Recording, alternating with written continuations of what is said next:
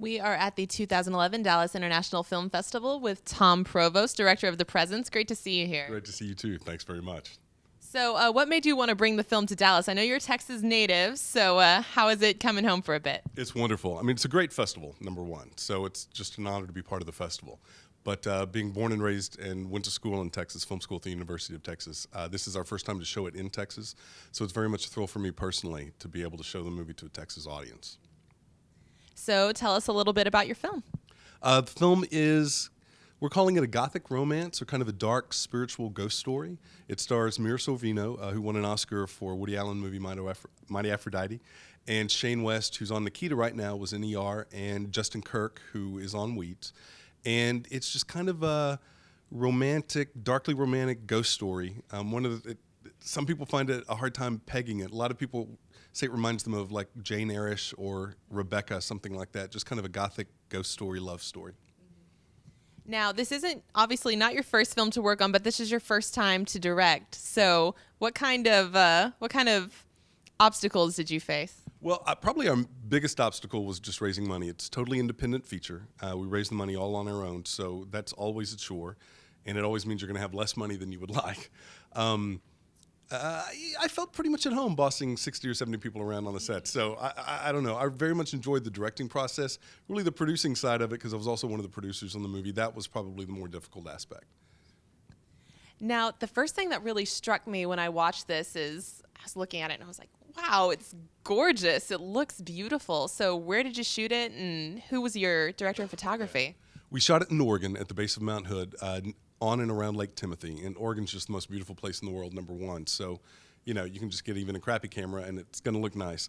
But we had an amazing cinematographer, Colin Brink, who's just kind of starting out, but he's going to be very, very famous. And Colin and I worked together very hard on the framing and on the visuals. And one of the things we discussed was we wanted the movie at times to look like a Dutch master's painting, a Rembrandt painting, and there are times in the movie that he really pulled that off, and everybody who sees it talks very much about just how beautiful the movie is, which is nice. Now, how did you come across the cabin where you shoot? It's a very rustic, but also very nice place, lovely location. It was actually really tough finding a location that would set the movie specifically, but through a series of kind of weird communications, we got really lucky and found this cabin. A woman who knew a guy who worked for the National Forest Service in Oregon contacted him, and he sent me a link to this cabin. You actually can rent it out from June to November every year. So I actually went and stayed in it 4 times a week at a time, kind of plotting out shots. And but we had to jump through a lot of hoops with the National Forest Service. The cabin, as you said, is really beautiful. It's on the National and the State Historic Registry. So we couldn't even put a nail in the wall of a cabin, which when you're shooting a movie is really tough. Yeah. But we kept the cabin safe. It is really beautiful. And if people like the movie, they can go stay in the cabin. Well, considering the storyline of the movie, I'm a little wary of the cabin, to be quite honest. You do have a pretty big name cast involved here. So how did you kind of pull everybody in? When I started writing it, and I knew it was going to be an indie feature, and I'm a first-time director, we still wanted to be able to attract a good cast. And so the first thing I did was I just tried to approach the script in writing 3 really great, strong roles that a really well-known actor, even if they're not going to get paid any money, would say, wow, I really want to spend some time working on this. And all 3 of the main actors, Mira, Justin, and Shane, have really great parts. And I mean, they're wonderful in the movie. But that was kind of my initial goal. And then we had great help from our casting director, Alyssa Weisberg, who ended up being a producer of the movie. And she just browbeat some agents and said, you have to get your clients to read the script. And when they read the script, they wanted to do the movie.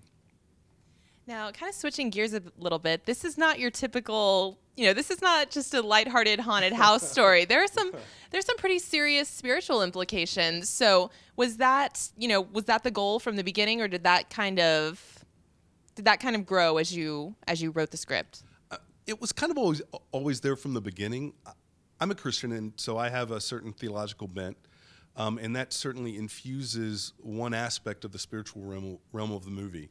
I also didn't want to kind of shove my own theology down the audience's throat, so one of the things a lot of people talk about in the movie is that what happens can be taken in a variety of different ways. And so we tried to leave some of what happens a little ambiguous as to why exactly is this happening. My best friend is a complete and total atheist, and he loves the movie. He just takes it in a different way.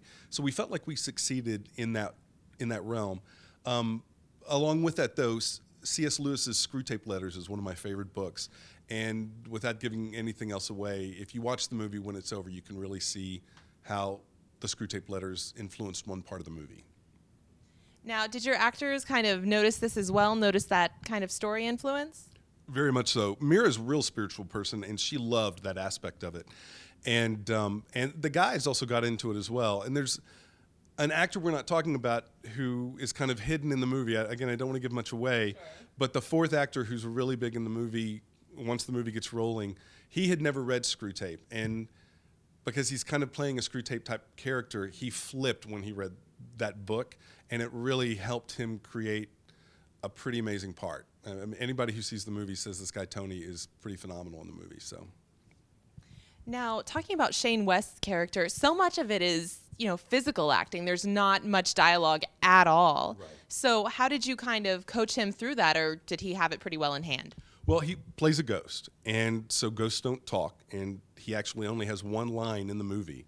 And we had some other actors who were interested and frankly chickened out because it's kind of the hardest type of acting to do, no dialogue, and Shane's great in the movie.